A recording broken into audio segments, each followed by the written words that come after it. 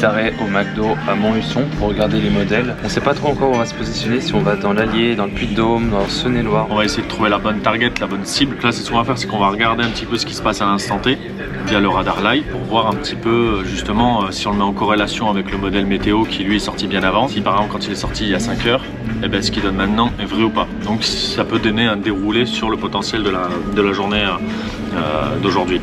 On a une évacuation qui se fait au niveau de Dijon et au niveau de Rouen on a encore quelque chose. Donc ça c'est sur le live. Et donc là je vais regarder un modèle météo qu'on trouve sur Météo Ciel qui est Arome, qui je trouve depuis cette année en tout cas est redevenu pas mal dans le vrai, j'allais dire. Cette année moi je trouve qu'il est quand même relativement fiable. 11h15 il voit à peu près ce qui est vu en live, c'est-à-dire que sur Rouen il voit bien ce système qui s'enroule un petit peu et qui s'évacue.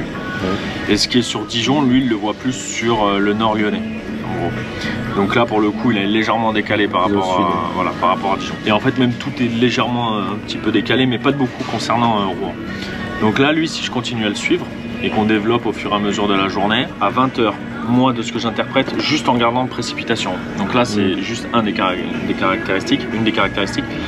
Pour moi ce qui va se passer c'est que ici ça va être là où vont naître les cellules. Elles vont naître ici et elles vont partir dans un flux de sud-ouest. On voit bien d'ailleurs là que ça fait un petit tram. Et elles vont balayer potentiellement la Haute-Loire, la Loire, le Rhône et s'évacuer un petit peu comme ça. Maintenant dans le même temps, et c'est là où ça pose question, donc il y a après tout ce qui est plus au sud, mais nous en fait c'est un peu la même ligne en fait. Tous les orages vont se développer sur cette ligne là, mais nous ce qui nous intéresse c'est, on peut pas descendre plus au sud parce que ça fait vraiment trop loin et ça serait pas le but. Et aujourd'hui nous ce qu'on va essayer de faire c'est soit ça, soit ça.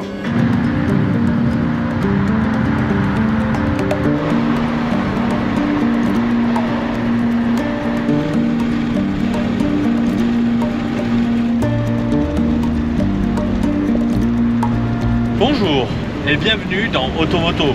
Aujourd'hui l'essai de la C3 Picasso. Le klaxon fonctionne, les appels de phare fonctionnent, les essuie-glaces fonctionnent, tout va bien.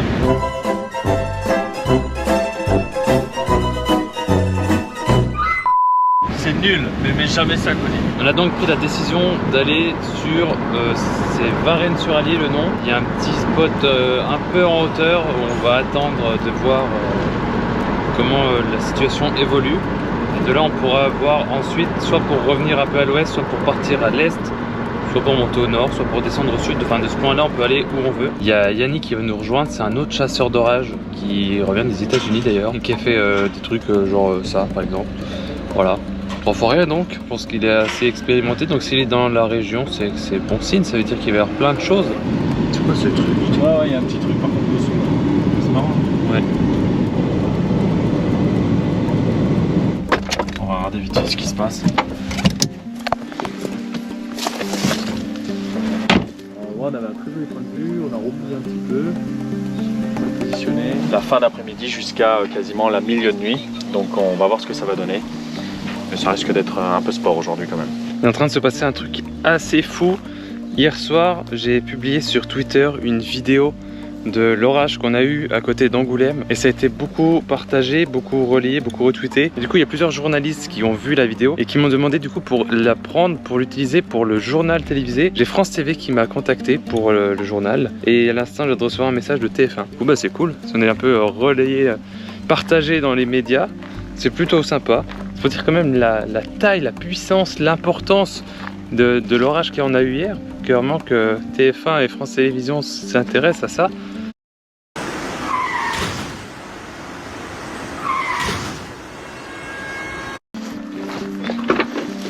Bonjour monsieur le traqueur de tornade, comment allez-vous? Bah ça va tranquille. Non, Yann, tu peux pas, ça va Yannick. 2312 de Cape. Et commence à avoir les premières cellules qui sont en train d'éclore. Et derrière t'en as une plus grosse. T'es assis? Vas-y. Moins 9 de poussée. C'est pas mal. Le SRH 1 km. Ah mais c'est grave élevé. Hein. Supercell Composite, on est à 1,9. En 3 mots ça sent bon. 3,9 et on est à 2 et 2,3 vers Montluçon. Jamais sûr hein. 2,3 vers Montluçon. T'inquiète pas, le cisaillement dans les couches 0 à 6.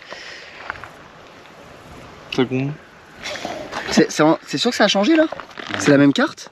Ouais 32. Oh, putain c'est élevé hein. non, ça commence à être élevé. Attends, ça y est, ça les aspire. Elle les aspire. Là, les deux petites cellules qui ont pris, il y a la grosse derrière qui les aspire. Donc ça y est, c'est parti. Je vais remonter un tout petit chouïa. Bah, là. tu fais comme tu veux, mais... Oui, suis, hein, si tu veux.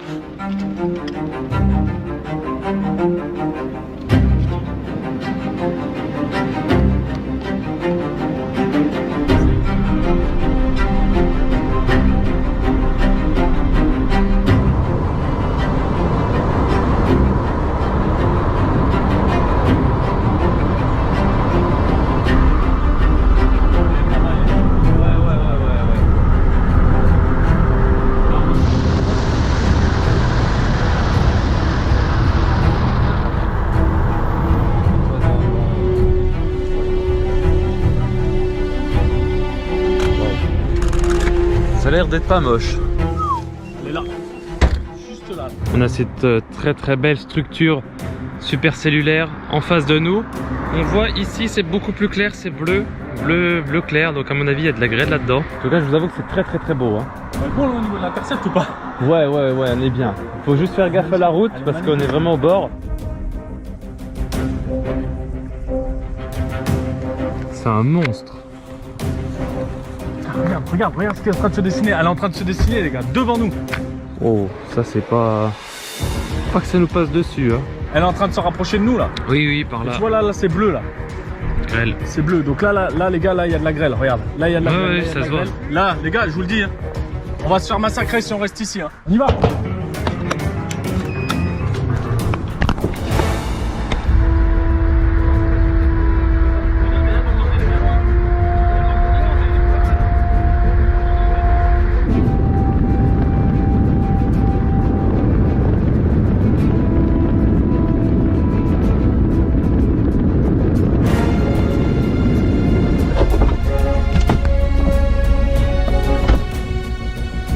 Waouh.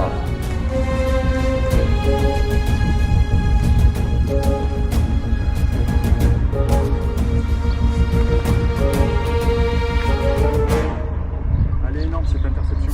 Putain. Là, ce qu'on va faire, c'est qu'on va la laisser passer. Viens voir comment elle avance.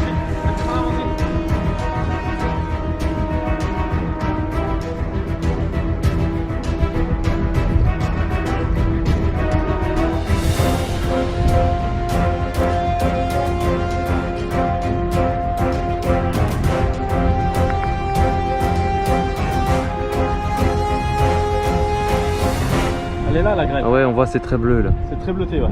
Ça serait pas moment de s'arracher les mecs? Je pense que c'est un bon moment, ouais.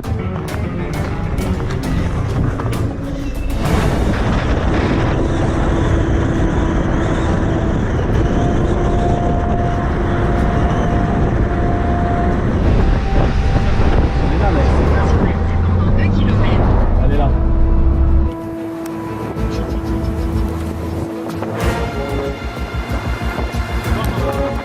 On a bien fait de bifurquer les gars, je vous le dis direct, on a bien fait.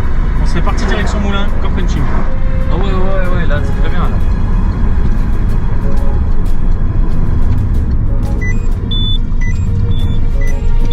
Il est fou. Sur c'est pendant 800 mètres.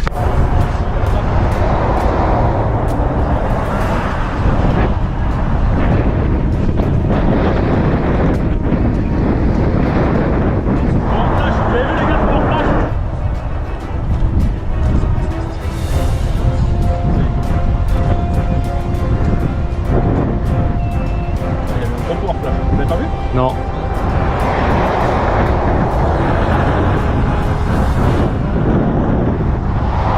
Là maintenant on est à son sud. Là tu vois c'est beaucoup moins joli. Là t'as le rideau de pluie qui est là-bas, qui est un peu plus costaud mais qui est éclairé aussi par le soleil qui va taper. Et derrière après, on va avoir tu vois, toute la colonne convective. On va voir. Il y a un peu de vent, si vous entendez pas, c'est normal.